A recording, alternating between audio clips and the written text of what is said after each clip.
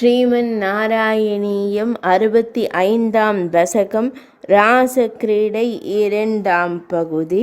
அனங்கன் அம்பினால் அறிவினை இழந்தார், நினைத்தழுவ அலகிலா வேட்கைதான் கொண்டார்.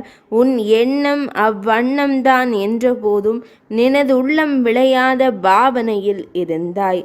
வானுரை வேதியர் உன்னுரை கேட்க தானன்று மங்கையர்க்கு நல்வழி பகர்ந்தாய். மானிடர் தொடர பாதை நின் மொழியே, ஞானமது வேண்டும் நின் செயல் உணர. நினதுரை கேட்டார் நிராசை கொண்டார், மனதில் தோன்றிய ஏக்கம் அதுவே கனவாய் போமோ என்றே அஞ்சி உனதடி பற்றி இறைஞ்சினர் அவரே. அழுதனர் தொழுதனர் புலம்பியே தவித்தனர், மெழுகென உருகியே கடிதனை தொடங்கினை. நிலவதன் ஒளியதில் யமுனையது பொலிய, நிலத்தினில் ஆடைதான் பஞ்சனையாமே.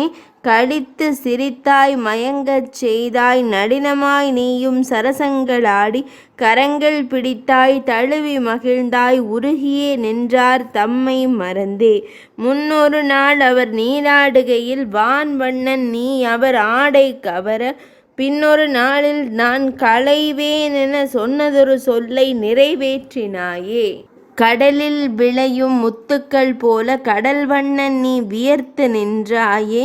மூவுலகிலும் இல்லை இவ்வழகென தாவியே உன்னை தழுவி மகிழ்ந்தார்.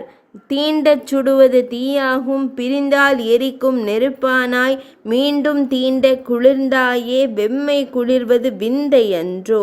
ராதையின் தின்முளை தழுவி நின்றாய், பேதையின் நோயினை தீர்த்தருள்வாய். 66ஆம் தசகம் இனிதே நிறைவடைந்தது.